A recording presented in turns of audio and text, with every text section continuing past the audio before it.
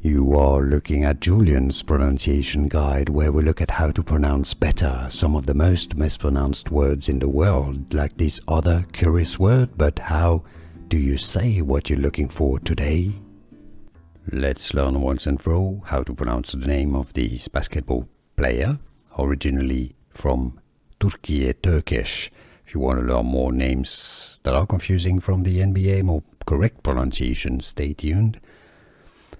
The Turkish pronunciation first for reference: Houston Rockets, Alperen Sengun. It's a sh sound. Sengun. Alperen Sengun. In English, it's usually pronounced as Alperen Sengun.